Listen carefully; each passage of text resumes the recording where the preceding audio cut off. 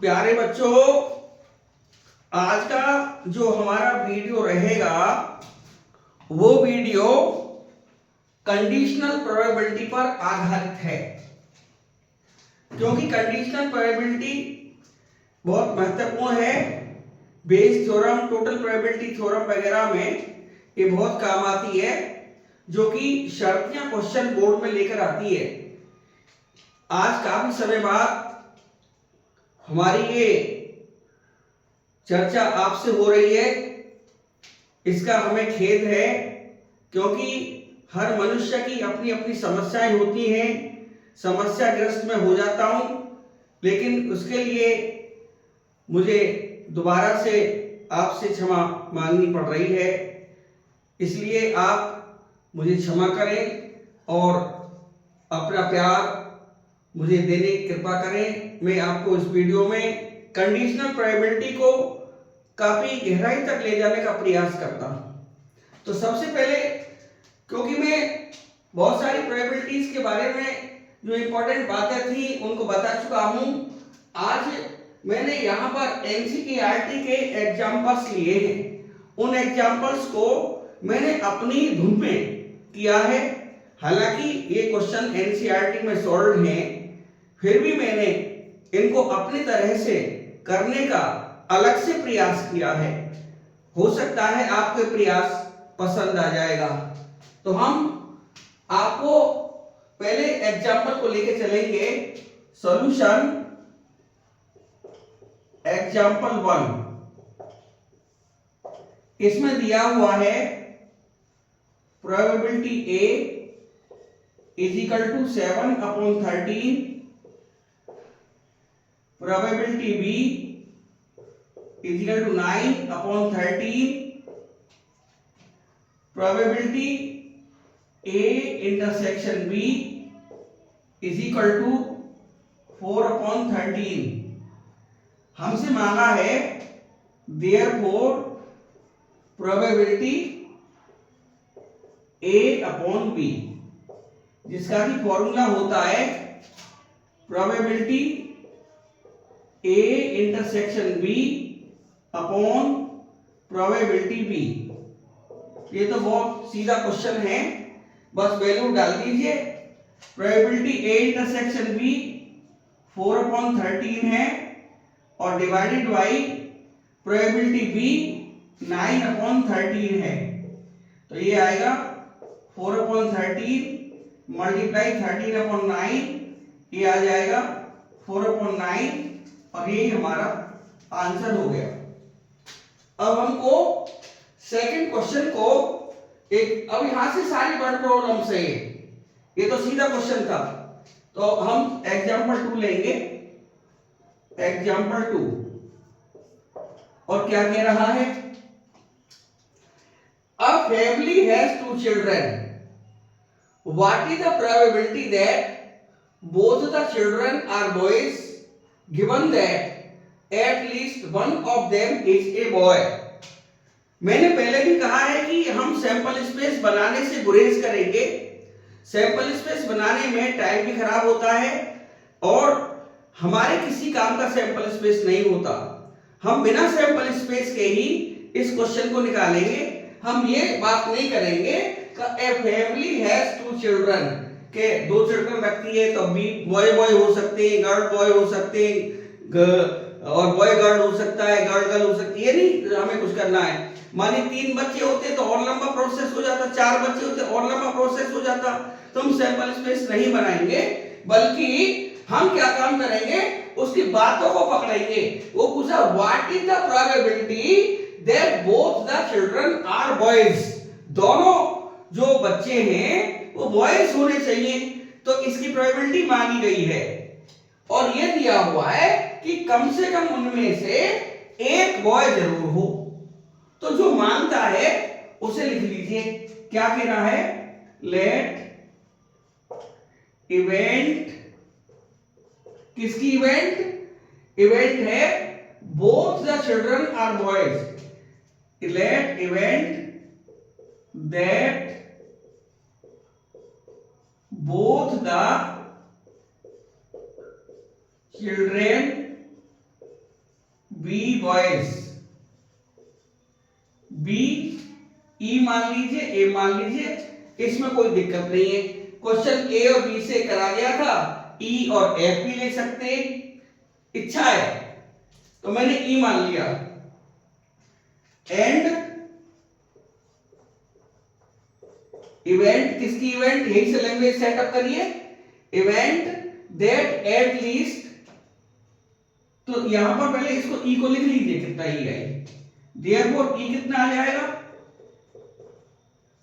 दोनों बच्चे क्या हैं, चिल्ड्रन आर बॉयज, तो बॉय को मैंने बी से रिप्रेजेंट करा तो बॉय बॉय हो जाएंगे। And M be the event that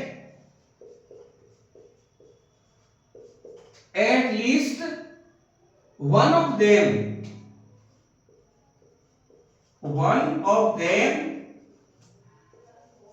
be boy,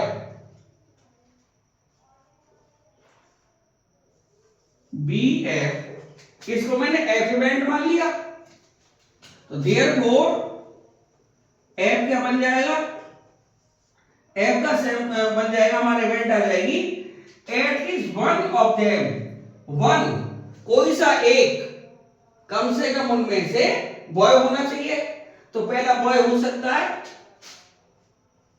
अगला गर्ल हो सकता है, या ऐसा कर लीजिए कम से कम कह रहा है एक बॉय हो, तो दोनों के दोनों भी बॉय हो सकते हैं, तो बॉय बॉय लिख लो पहले, बॉय बॉय, पहला बॉय हो सकता है, दूसरी गर्ल हो सकती है, या पहली गर्ल हो सकती है तो दूसरा बॉय हो सकता है।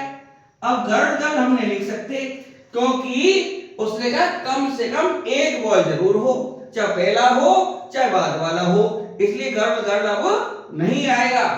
अब इस कंडीशनल प्रोबेबिलिटी की सबसे बड़ी विशेषता ये होती है कि जो दो इवेंट्स होती हैं उनमें कॉमन जरूर आता है, इसलिए ई इंटरसेक्शन एफ निकाल लेंगे। Therefore E intersection F, E intersection F is equal to, अब दोनों में कॉमन क्या है, बॉय बॉय, बॉय बॉय यहां पर है, बॉय बॉय एफ में भी है, तो यहां पर कॉमन आ गया बॉय बॉय। अब हमारा काम हो जाएगा, तो देयरफॉर प्रोबेबिलिटी किसकी मांगी है, ई की, तो ई ऊपर लिखी जाएगी अपॉन गिवन नीचे लिखा जाता है। एक कंडीशनल प्रोबेबिलिटी जब मैंने समझाई थी तो उससे बताया था कि जब मांगता है किसी इवेंट की प्रोबेबिलिटी तो उसे न्यूमरेटर में लिखते हैं, और जो गिवन होती है इवेंट उसको नीचे लिखते हैं, तो इसलिए पी ई अपॉन एफ यहां पर आएगा, और इसका क्या हो जाएगा, P E intersection F whole upon P F is equal to, P E intersection F का मतलब है प्रोबेबिलिटी बॉय बॉय की अपॉन प्रोबेबिलिटी एफ का मतलब है बॉय बॉय, बॉय गर्ल और गर्ल बॉय, ये प्रोबेबिलिटी हमको निकालनी है। देखिए फैमिली में कितने बच्चे थे, दो, प्रत्येक बच्चे की प्रोबेबिलिटी कितनी आ जाएगी, 1/2।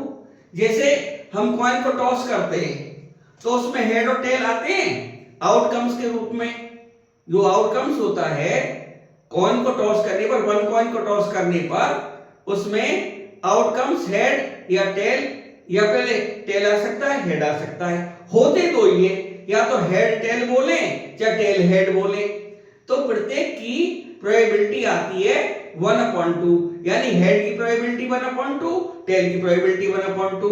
उसी प्रकार से जब फैमिली में दो बच्चे हैं तो प्रत्येक की प्रोबेबिलिटी 1/2 आएगी, तो यहां पर जो बॉय है उसकी प्रोबेबिलिटी 1/2 आई, लेकिन एक बॉय और है उसकी प्रोबेबिलिटी भी 1/2 आई, लेने हमको दोनों हैं, तो यहां पर मल्टीप्लिकेशन थ्योरम लग जाएगी, तो यहां पर क्या लिख देंगे, पहले वाले बॉय की प्रोबेबिलिटी इसकी 1/2, इस वाले की भी 1/2, और क्योंकि लेने दोनों हैं तो मल्टीप्लिकेशन थ्योरम लग जाएगी, मल्टीप्लाई हो जाएगा, यानी इसको लिख सकते हैं P E upon F is equal to 1 probability B into probability B, यानी 1/2 इंटू 1/2 अपॉन यहां पर 1/2 प्लस 1/2। अच्छा नीचे क्या होगा, P B B, उसे कहते कम से कम एक बॉय हो,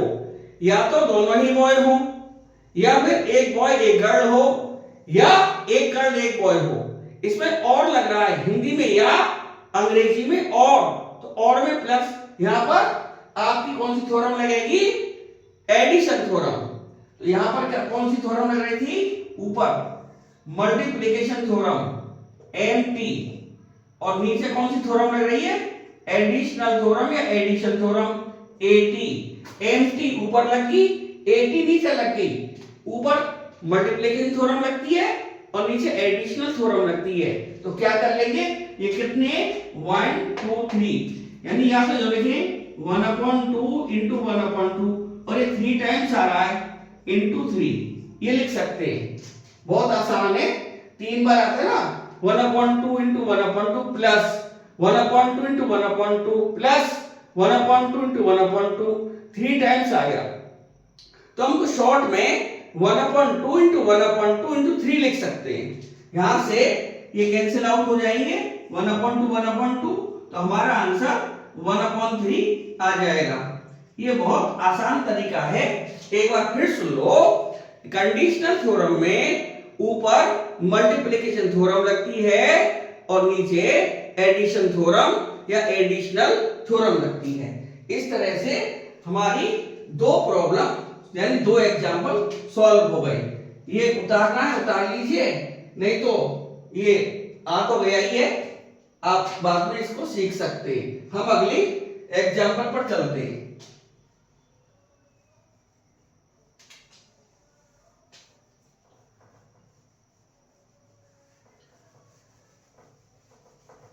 अगला एग्जांपल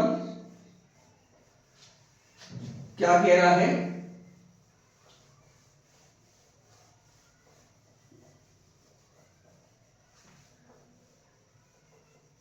अगला एग्जांपल कह रहा है 10 cards numbered 1 to 10 are placed in a box. एक बॉक्स में 10 कार्ड हैं जिन पर 1 से लेकर 10 तक नंबर लिखे हुए हैं, और एक बॉक्स में उनको रख दिया गया है मिक्स्ड अप थोरोली, उनको मिक्सअप भी कर दिया थोरोली जिससे बेईमानी ना हो, बाइसिंग से बचने के लिए। And then one card is drawn randomly, फिर एक कार्ड रैंडमली निकाला है, मालूम नहीं कौन सा हाथ में आएगा, 1 भी आ सकता है, 1 नंबर वाला कार्ड आ सकता है हाथ में, 2 नंबर वाला भी आ सकता है, 10 नंबर वाला भी आ सकता है, etc. If it is known that the number on the drawn card is more than 3, ये known है, known मानी given हो गया, ये given हो गया, इसकी इवेंट F मानेंगे और जो प्रोबेबिलिटी निकलवाएगा उसे E मान लेंगे कि what is the probability that it is an even number. इसको लिख लीजिए, let example 3, let event that the number is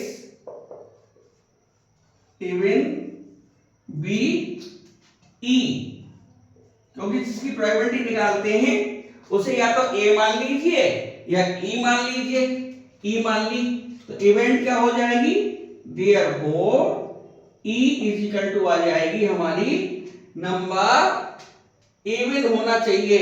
even number का मतलब क्या है, 2 हो सकता है, 4 हो सकता है, 6 हो सकता है, 8 हो सकता है और 10 हो सकता है, क्योंकि हमारे जो कार्ड से 1 से 10 तक नंबर्ड थे, तो 10 से ज्यादा आ नहीं सकता, चेंज करके डाल सकता है, तो उसी बेस पर 20 तक डालता, तो लास्ट हमारा कार्ड 20 हो जाता, यहां पर 10 तक है बस।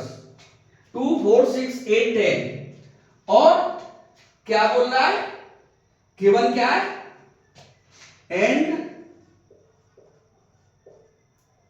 एंड इवेंट, कौन सी इवेंट, ये नोन वाली, that event and event that the number is more than 3। तो यहां से बी एफ मान लेंगे, ये एफ मान लिया तो एफ कितना आ जाएगा, 3 से बड़ा नंबर, 4 5 6 7 8 9 और 10। इसमें इवन ऑड का कोई चक्कर नहीं है, इसमें सिर्फ ये बोला था कि जो नोन नंबर है कार्ड पर मोर देन 3 आना चाहिए। और ये गिवन वाली कंडीशन कंडीशनल हो गई, नोन वाली कंडीशन हो, गिवन वाली कंडीशनल होती है। तो यहाँ कॉमन जरूर आता है, नहीं आता है तो 5 लिख देते हैं, पर निकालेंगे जरूर। इसलिए ई इंटरसेक्शन एफ। अब इसमें कॉमन क्या आएगा, पहले में कह रहा है कि इवन नंबर होना चाहिए, सेकंड में बोल रहा है मोर देन 3 होना चाहिए। इन दोनों को मिला लें, इवन और मोर देन 3, तो हमारा नंबर 4 आएगा, 6 आएगा, 8 आएगा, 10 आएगा। तो हम इसको लिखेंगे नंबर 3 से बड़ा भी होना चाहिए, और पहली वाली कंडीशन कह रही है कि इवन भी होना चाहिए, 3 से बड़ा भी होना चाहिए और इवन भी होना चाहिए, 3 से बड़ा भी होना चाहिए, इवन भी होना चाहिए। तो 3 से बड़ा इवन नंबर, यानी हमें 3 से बड़ा इवन नंबर लेना है। इसे क्या मालूम पड़ा, इवन नंबर ग्रेटर देन 3। दोनों बातों को यदि मिलाएं तो इवन नंबर ग्रेटर देन 3। पहली वाली इवेंट ई कह रही है इवन नंबर होना चाहिए, एफ कह रही है कि नंबर 3 से बड़ा होना चाहिए। तो 3 से बड़े इवन नंबर होते ही हैं, तो दोनों को यदि हम मिलाएं तो इवन नंबर ग्रेटर देन 3 आना चाहिए। तो 4 आ जाएगा, 6 आ जाएगा, 8 आ जाएगा और 10 आ जाएगा।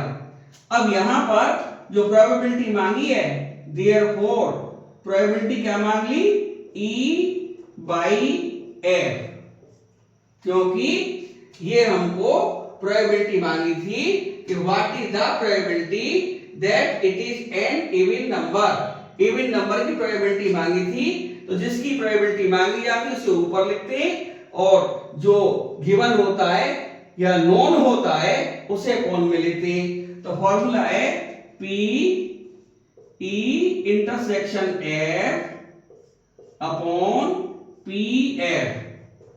तो यहां से आ जाएगा इंटरसेक्शन में प्रोबेबिलिटी कितने की, 4 6 8 10 अपॉन प्रोबेबिलिटी एफ की, एफ वाली प्रोबेबिलिटी 2 4 6 8 10, 2 4 6 8 10 और नहीं, एफ वाली की आएगी 4 5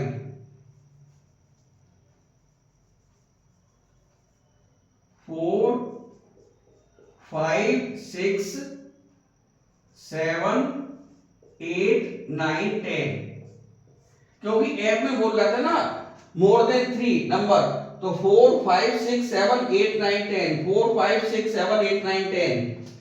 अब ये वही बात हो गई कि हमारे पास 10 नंबर थे, हमारे पास 10 नंबर थे। जैसे कार्ड में 2 एलिमेंट होते, प्रत्येक की प्रोबेबिलिटी 1/2 आती है।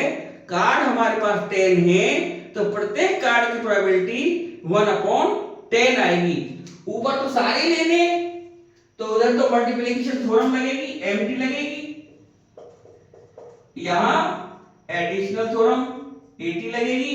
मल्टीप्लीकेशन लगाते हुए तो यहाँ पर 1/10 1/10 1/10 1/10 आएगा, यानी 1/10 मल्टीप्लाई 1/10 मल्टीप्लाई 1/10 मल्टीप्लाई 1/10। तो 4 के लिए 1/10, 6 के लिए 1/10, 8 के लिए 1/10, 10 के लिए 1/10 अपॉन। अब यहां पर जो हमें लेनी है प्रोबेबिलिटी वो 4 5 6 7 8 9 10। यहां पर जो प्रोबेबिलिटी लेनी है 4 5 6 7 8 9 10। नहीं, यहां पर जो इंटरसेक्शन है उनमें थोड़ा ध्यान देना पड़ेगा। 4 6 8 10 है यहां पर, तो इसमें इंटरसेक्शन में 4 भी हो सकता है, 6 भी हो सकता है, 8 भी हो सकता है, 10 भी हो सकता है। इस बार इसमें और कई साउंड आ रही है, तो यहां पर 4 6 8 10 में तो प्रत्येक का जो नंबर है 1/10 प्रोबेबिलिटी आएगी, और ये नंबर है 1 2 3 4 मल्टीप्लाई बाई 4 करेंगे। ऐसे नीचे 1 2 3 4 5 6 7 1/10 मल्टीप्लाई बाई 7, तो ये हमारा 4/7 आएगा। यहां पर बात क्या थी कि उसने कहा था कि it is known that the number greater then 3, number 3 से बड़ा आना चाहिए। तो ये गिवन में था, तो 4 5 6 7 8 9 10, यानी या तो इसमें आइदर और लग ही रहा है, इसमें आइदर और आई रहा है, और जो कॉमन है इसमें चेक करना पड़ेगा। कभी कभी क्या होता है कि दोनों में ही एडिशनल थ्योरम लग जाती है। यहां पर क्या है कि प्रोबेबिलिटी बतानी है that it is an even number, ये इवन नंबर होना चाहिए। इवन नंबर का मतलब है कि आपका जो है इवन नंबर 2 भी आ सकता है, 4 भी आ सकता है, इसमें भी आइदर और का ही सेंस आ रहा है, देख लीजिए, नहीं तो आइदर और, तो यहां पर भी प्लस ही करना पड़ेगा और ये कैंसिल आउट हो जाएंगे, तो 4/7 हमारा आंसर आना चाहिए। चेक करते हैं, बिल्कुल सही है, ये हमारा आंसर बिल्कुल इतना ही है 4/7, क्योंकि इस बार दोनों न्यूमरेटर डिनोमिनेटर में आइदर और का ही सेंस आ रहा है। अब हम, ये क्वेश्चन बोर्ड में आया था इसलिए गलत मत कर देना, बड़ा इंपॉर्टेंट क्वेश्चन है। अब हम अगले क्वेश्चन पर चल रहे हैं,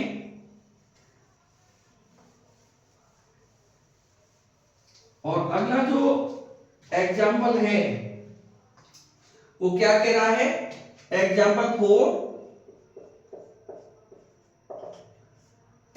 4 बोल रहा है, in a school there are 1000 students, एक स्कूल में 1000 विद्यार्थी हैं।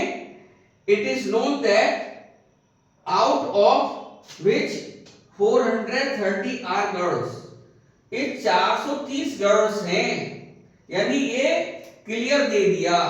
तो गिवन में क्या दे दिया, गिवन में दे दिया 430 आर गर्ल्स, ये क्लियर कर दे दिया। और क्या है, 10% of the girls study in class 12, 10% girls study in class 12, तो गर्ल्स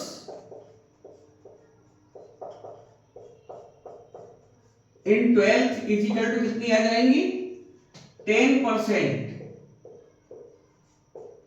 ऑफ 430, ये 10/100 मल्टीप्लाई बाई 430, 2 जीरो कट जाएंगी, तो ये 43 आ जाएंगी। ये 12th क्लास में गर्ल्स है, वैसे स्कूल में 430 गर्ल्स है। ये जो हमारी दे रखी है कि it is known that 430 are girls, ये इन स्कूल में है, इन स्कूल, तो ये स्कूल के अंदर है इंक्लूडिंग 12th। इंक्लूडिंग 12th को मिलाकर 430 है, और 12th में जो गर्ल है वो 10% है 430 का। अब उन्होंने कहा है कि what is the probability that student chosen randomly studies in class 12। वो प्रोबेबिलिटी बतानी है जो चूजन है, और चूजन दे रखा है कि गर्ल है। तो हमारे पास में प्रोबेबिलिटी E अपॉन F निकलनी पड़ेगी, तो हो जाएगा P E intersection F upon probability F। Intersection का मतलब है जो आनी ही आनी है, यानी 12th में भी होनी चाहिए, 12th में भी होनी चाहिए और स्कूल में भी होनी चाहिए, वो 43 है, यानी कॉमन आ गई हमारी, कॉमन है। ये 12th क्लास में भी है और ये पूरे स्कूल में भी है, 430 आउट ऑफ 1000। तो इनकी प्रोबेबिलिटी आएगी, प्रोबेबिलिटी 43 की 43 अपॉन 1000 डिवाइडेड बाई पीएफ कितना है, पीएफ कह रहा है 430 गर्ल्स है, यानी ये एफ इवेंट के लिए ले लेंगे, ई इवेंट के लिए, एफ इवेंट के लिए नोन है नहीं है, और ये ले लेंगे इवेंट ई के लिए। तो एफ की जो 430 गर्ल्स हैं स्कूल में, उनकी प्रोबेबिलिटी निकालनी पड़ेगी 430 डिवाइडेड बाई 1000। तो ये आ जाएगा 43 अपॉन 1000 मल्टीप्लाई 1000 अपॉन 430। ये कैंसिल आउट, ये 1/10 आ जाएगा, जिसको हम 0.1 लिख सकते हैं, और यही हमारा फाइनल आंसर है। अब नेक्स्ट क्वेश्चन पर चलेंगे, ये क्लियर हो जाना चाहिए। उन्होंने कहा था कि 430 गर्ल्स नोन है कि हाँ इस स्कूल में 430 लड़कियां पढ़ती हैं, और उन्होंने कहा कि इनमें से 10% गर्ल्स 12th क्लास में पढ़ती हैं। जो लड़कियां 12th क्लास में पढ़ती हैं वो 430 में भी होंगी, और 430 जो गर्ल्स हैं वो पूरे स्कूल में हैं, इसलिए 43 गर्ल्स जो 12th क्लास वाली हैं वो कॉमन हो गई, इसलिए हमने probability E upon F conditional लगाते हुए आंसर लेकर आए हैं। अब हम एग्जांपल 5 पर चलेंगे, जो कि देखिए सवाल पेपर में कुछ भी आ सकते हैं, ये किसी के हाथ में नहीं है, और इंपॉर्टेंट क्वेश्चन वही होता है जो हम पर नहीं आता ज्यादातर केसेस में। तो हम कोशिश करते हैं इस सवाल को बुलाने की। ये सवाल 3rd के मुकाबले सिंपल था। 4th क्वेश्चन हमने बताया 5th में कह रहा है a die is throne 3 times. अब एक डाई को 3 बार हमने थ्रो किया तो इसका सैंपल स्पेस 6 की पावर 3 216 सैंपल पॉइंट्स आएंगे, जो कि बनाने मुश्किल होंगे और टाइम कंज्यूमिंग होंगे, और मैंने कहा था कि सैंपल स्पेस हम नहीं बनाएंगे। अब इन्होंने कहा है events A and B are defined as below. A बोल रहा है 4 ऑन द 3rd डाई,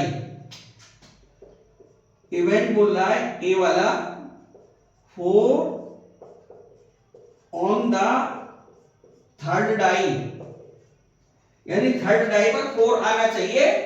पहले दूसरे पर क्या आ रहा है, ये इमैटेरियल है, इससे हमें कोई लेना देना नहीं है। और बोल रहा है बी, क्या बोल रहा है,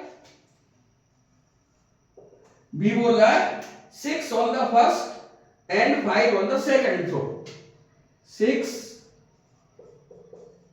on the first and 5 on the second throw। तो दो तो फिक्स हो गए, 6 और 5 तो फिक्स हो गए। अब इसे निकालना इजी है, तो हम ए नहीं निकालेंगे, बी को निकाल देंगे। तो देयरफॉर बी आया हमारा, कितना आ जाएगा, 3rd है तो 6 5 तो फिक्स हो गए, और थर्ड वाले पर 6 5 के संग क्या आ सकता है? 6 5 1, 6 5 2, 6 5 3, 6 5 4, 6 5 5, और एक आएगा 6 5 6। ये हमारे बी इवेंट निकालना सिंपल था, ए निकालना सिंपल नहीं है, मत निकालो। बी हमने निकाल दिया। तो बोला find the probability of A की प्रोबेबिलिटी लानी है, given that B has already occurred, B already occurred हो चुका है, तो बी हमारा गिवन हो गया, बी हमारा गिवन हो गया। अब इनमें कॉमन क्या आएगा? देयरफॉर ए इंटरसेक्शन बी निकालें एक कॉमन सेंस से। तो कॉमन सेंस ये बता रहा है कि बी की कंडीशन है कि 6 और 5 फर्स्ट 2 प्लेस पर आने चाहिए, 6 पहले प्लेस पर, 5 सेकंड प्लेस पर, और ए कह रहा है कि 4 थर्ड प्लेस पर आना चाहिए। तो कॉमन क्या होगा? फिर सुन लीजिए, 6 फर्स्ट प्लेस पर आना चाहिए, 5 सेकंड प्लेस पर आना चाहिए, और ए बोल रहा है कि 4 ऑन द थर्ड। तो क्या हुआ कॉमन? 6 5 4, 6 5 4, नथिंग इज एल्स, कुछ नहीं और आएगा, ये हमारा कॉमन आ गया। अब निकालना बहुत इजी हो गया। देयरफॉर देखिए, आप एग्जाम्पल पढ़ेंगे तो उन्होंने एक इवेंट को भी डिस्क्राइब किया हुआ है, उनकी भी बात सही है, एनसीईआरटी की बुक है, बढ़िया ढंग से किया हुआ है। हमने थोड़ा सा इसमें करेक्शन किया है कि हम ए इवेंट नहीं निकालेंगे, बी से काम चला लेंगे, और बी के साथ में, क्योंकि कंडीशन में होता क्या है, ए और बी में कॉमन देखना है, सबसे महत्वपूर्ण बात है। कॉमन जो निकालना सीख गया निकाल देगा प्रोबेबिलिटी। अब उन्होंने प्रोबेबिलिटी किसकी मांगी है? प्रोबेबिलिटी इवेंट ए की मांगी है, तो देयरफॉर प्रोबेबिलिटी इवेंट ए की ऊपर लिखेंगे और अपॉन में बी कंडीशनल में आ जाएगा। तो ये आएगा probability A intersection B upon probability B, यानी प्रोबेबिलिटी ए इंटरसेक्शन बी का मतलब है probability 6 5 4 upon probability B. B कितना है? 6 5 1, 6 5 1, एक हो गया, ये पूरा एक है, और 6 5 2, 6 5 3, 6 5 4, 6 5 5, और 6 5 6। ये हमारी प्रोबेबिलिटी आनी चाहिए, कॉमन वाला ऊपर और बी वाला नीचे, ठीक है। अब हम देखेंगे कि एडिशन थ्योरम लग रही है, मल्टीप्लिकेशन थ्योरम करने लग रही है, चेक कर लेनी चाहिए, थोड़ी सी हमसे मिस्टेक हो गई थी, इससे मिस्टेक नहीं होनी चाहिए। तो अब हम देख रहे हैं कि कॉमन से मालूम पड़ेगा कि कॉमन में 6 भी कॉमन है, 5 भी कॉमन है, 4 भी कॉमन है, ठीक है। तो ये हमें कॉमन आ गया पूरा ये वाला, और लेना हमें तीनों ही पड़ेंगे इस बार। ऐसा नहीं कि 6 आ सकता है, 5 आ सकता है, 4 आ सकता है, नहीं, उसने कहा था 6 और 5 तो फिक्स हो गए, ये 4 आना चाहिए। थर्ड पर 4 लगा दिया, यानी थर्ड पर 4 भी आना चाहिए, पहले प्लेस पर 6 भी आना चाहिए, सेकंड पर 5 भी आना चाहिए, थर्ड पर 4 भी आना चाहिए। तो हमें एंड आ रहा है, और एंड पर क्या होगा? मल्टीप्लिकेशन थ्योरम लगाएंगे। अब इसको ऐसे समझिए, 6 का मतलब है कि आपने एक डाई थ्रो किया है, 5 का मतलब है एक डाई थ्रो किया है, हम सेपरेटली डिस्क्राइब कर रहे हैं। 4 का मतलब है एक डाई थ्रो किया है, तो एक डाई में किसी भी एलिमेंट की प्रोबेबिलिटी 1/6 होती है। तो यहां पर 3 टाइम मान लीजिए, तो क्या हुआ 6 की 1/6 मल्टीप्लाई 1/6 मल्टीप्लाई 1/6 अपॉन, अब इन्होंने कहा था पीवी, पीवी का मतलब है 60, उन्होंने कहा था बी के लिए कि 6 फर्स्ट थ्रो में आना चाहिए, 5 सेकंड थ्रो में आना चाहिए। यहां पर देखते हैं कि 6 पहले पर 5 सेकंड पर, ठीक है, तो थर्ड पर 1 भी आ सकता है और 2 भी आ सकता है, और यहां पर आइदर और लग रहा है, यहां एडिशनल थ्योरम आएगी। तो पॉइंट गिन लीजिए, कितने पॉइंट है 1 2 3 4 5 6, तो 6 की मल्टीप्लाई कर देंगे और प्रत्येक की जो प्रत्येक है 6 5 3 के निकाल लो, 6 5 1 के निकाल लो, ये तो 1/6 1/6 1/6 आएगी आएगी, तो इसकी कैंसिल आउट कर दीजिए और हमारा आंसर 1/6 फाइनल हो गया। ठीक है, अब हम अगले वाली प्रॉब्लम की तरफ चलेंगे।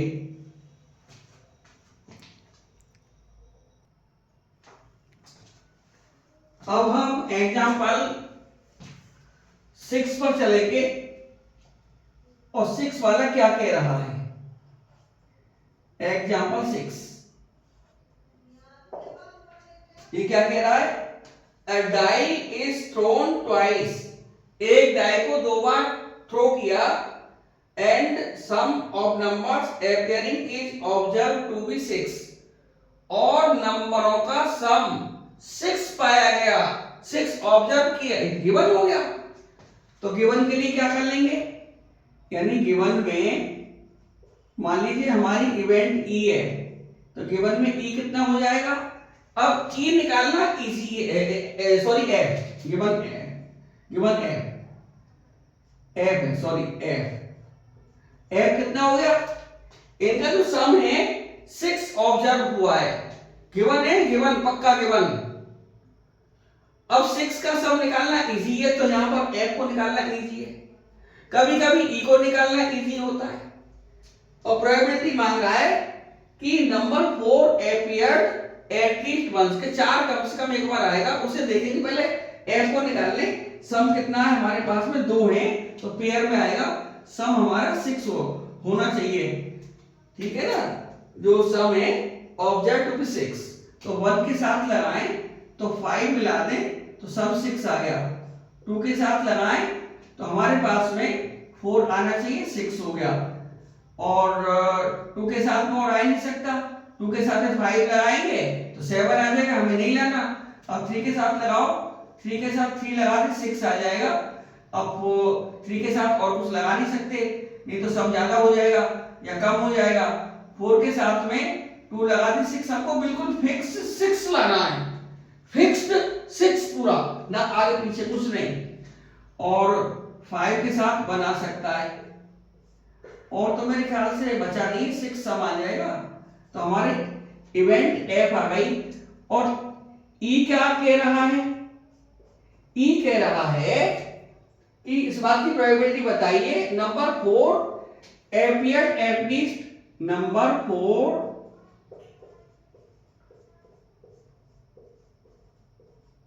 appeared at least once।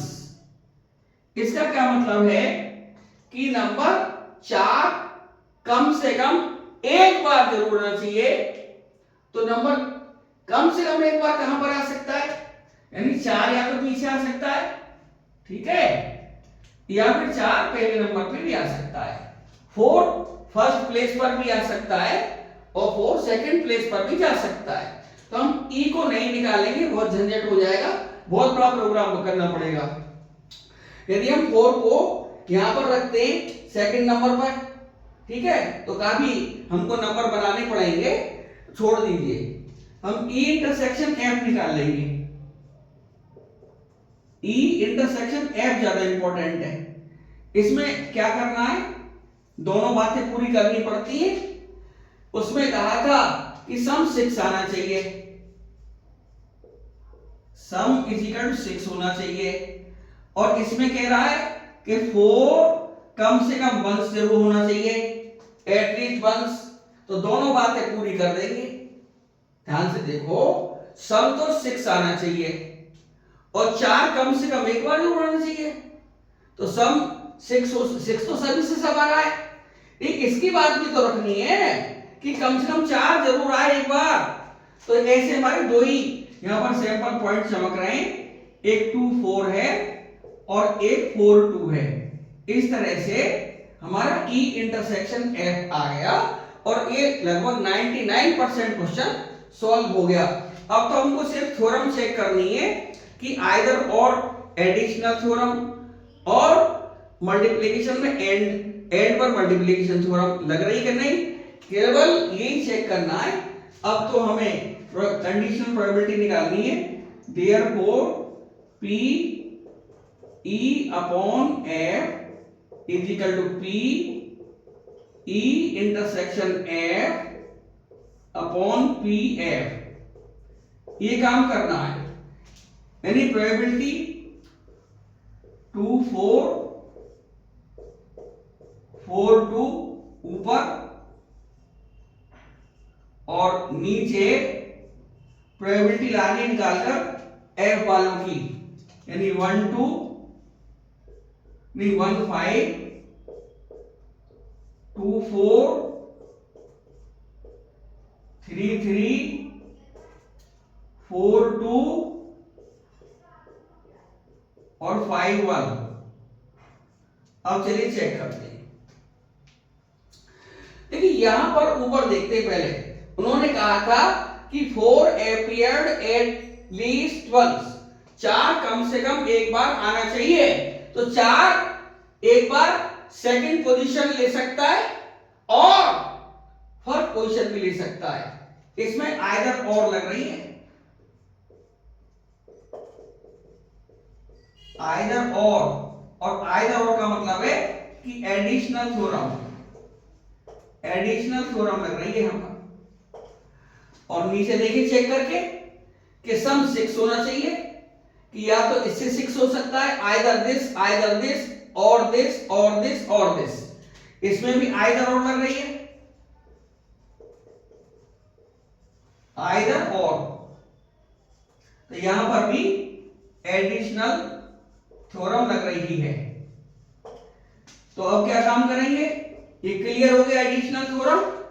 तो ऊपर 2 सैंपल पॉइंट है, तो इसको क्या करेंगे, 2 की प्रोबेबिलिटी अलग निकालिए, 4 की अलग निकालिए। तो 2 की प्रोबेबिलिटी कितनी आएगी 1/6 मल्टीप्लाई 4 कितनी आई 1/6 और कितने सैंपल पॉइंट 2, ऊपर 2 की मल्टीप्लाई कर दी, ऐसे नीचे 1 2 3 4 5। तो 1/6 मल्टीप्लाई 1/6 और सैंपल पॉइंट है 5, ये कैंसिल आउट। तो हमारा आंसर आ जाएगा 2/5। ये हमारा फाइनल आंसर हो गया। और आज का जो 6 एग्जाम्पल है लास्ट, अब उसको लेकर चलेंगे।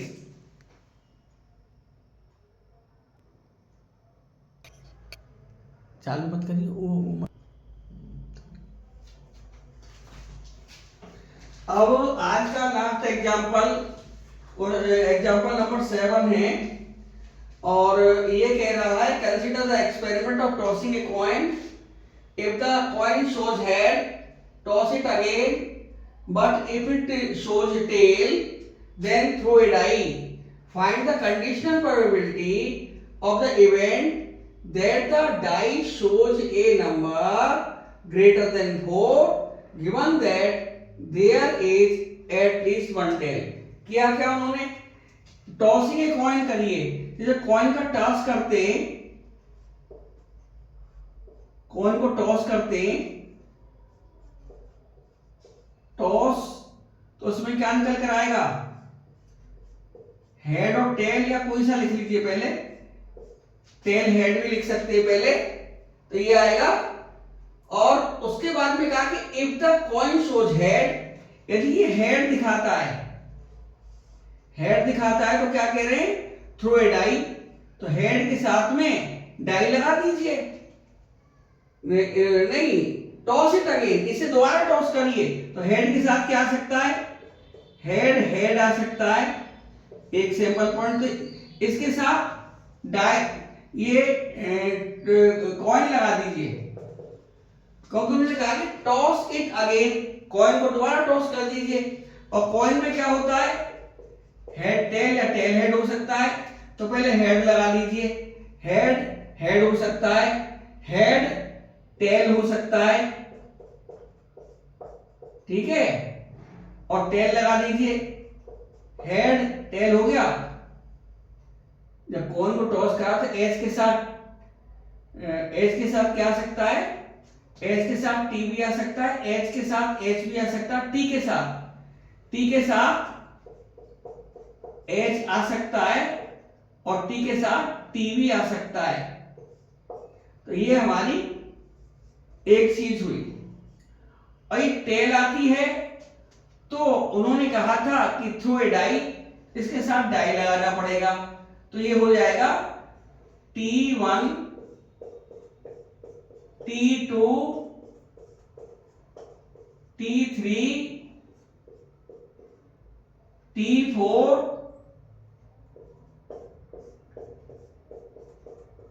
T5 T6। एक चीज ये बन जाएगी। अभी कुछ भी नहीं, अभी इसकी बात सुनिए।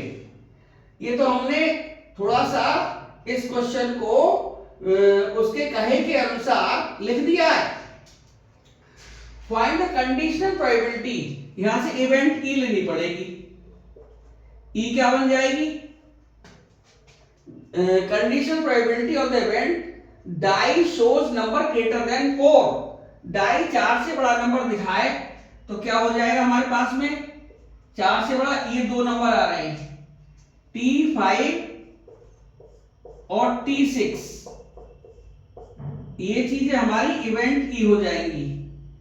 और एफ क्या बोल रहा है, एफ क्या बोल रहा है कि given that at least one tail, कम से कम एक टेल होनी चाहिए। तो एक टेल के लिए क्या होगा, ये तीनों आ जाएंगे एक, तो यानी H T T H T T, और टेल तो सारी की सारी ये भी है। तो T1